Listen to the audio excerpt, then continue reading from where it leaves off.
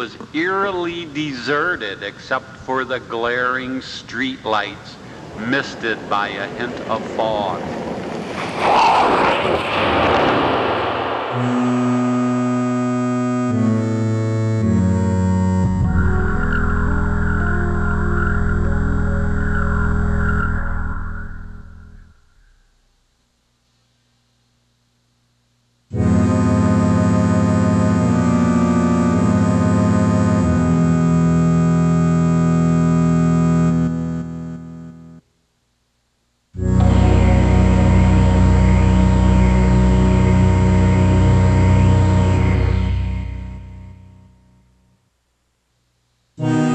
It was a night right out of a horror flick, I thought. I was just being paranoid, but even Moon said everything seemed changed, different.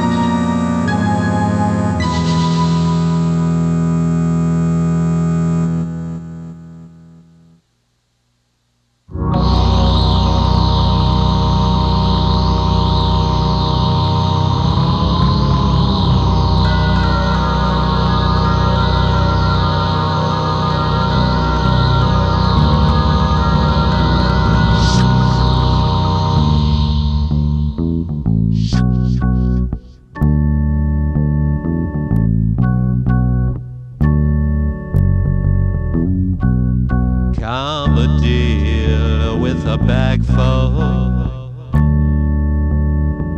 He's pushing from the corner of his eye,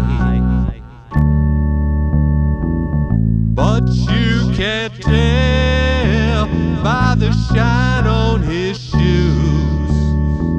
He's working for the FBI.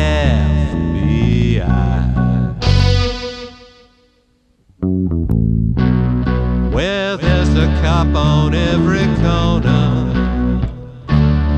Yeah. He got an axe crying, pleading for some guitar playing, grass smoking, long hair. He got promotion on his mind.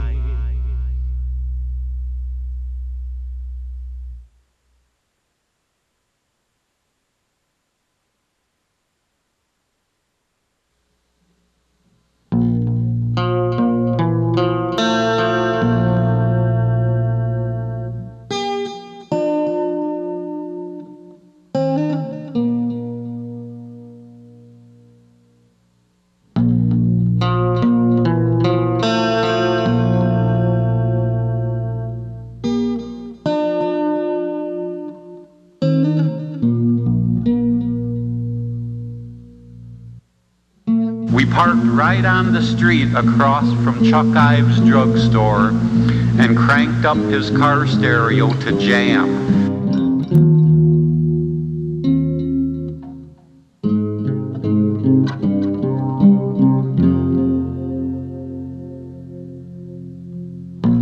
It was as if we were the only people alive.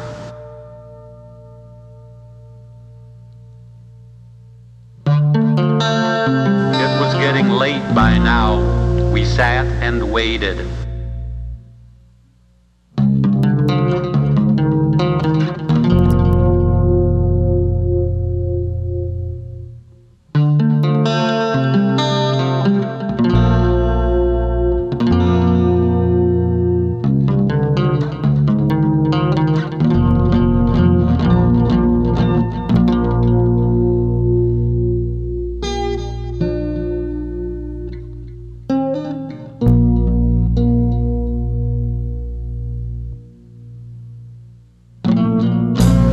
Bob's car pulled into the empty grocery store parking lot and parked back farther towards the darkness.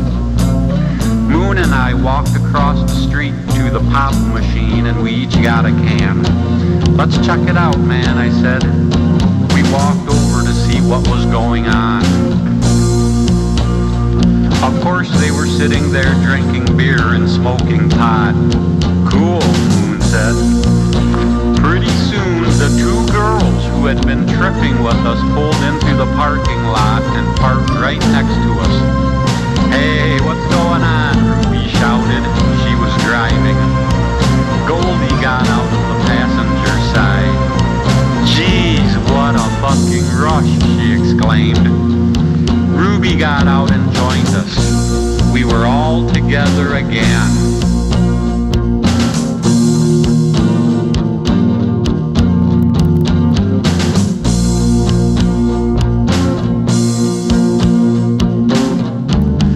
Goldie was freaking out at the park, man, Ruby said.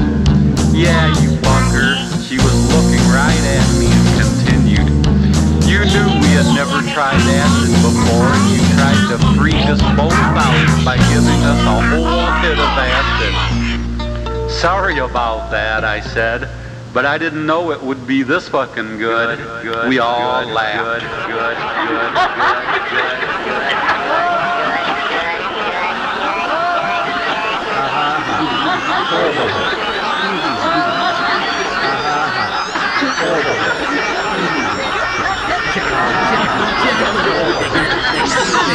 I think they're on something. "Oh man," Ruby said. "First we hit Dixon and somehow made it through a fast food place. We pulled over in a park to eat our food, but we couldn't eat anything. Their burgers tasted like shit," Goldie said. "We threw them away." Ruby went on. "We tripped out, just sitting there laughing our asses off.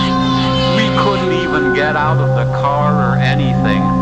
We had to roll out of the car onto the ground to get out." "No shit," Goldie responded. "We couldn't walk.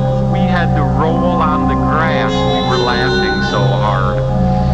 There were kids and parents everywhere staring at us."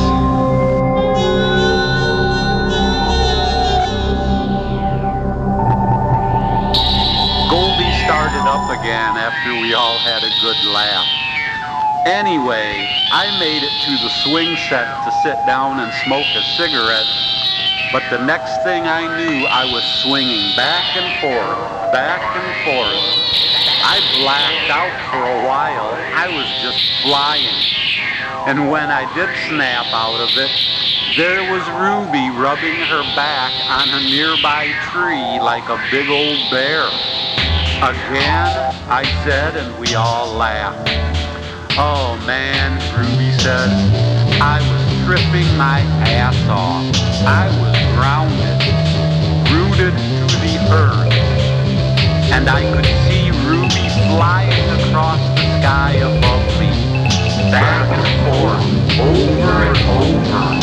I rolled over to a giant tree with branches that covered the world. I was transformed into a big bear, so I stood there, rubbing my back on the old tree. It was really weird," he said. "Wow, you were rooted to the ground, and Goldie was flying high," Skyler said. "I was fucking flying," Goldie blurted. "I ain't never doing that shit again." "No shit," Ruby agreed. "Well, now you can go beyond drugs because you have seen the other side of reality," Skyler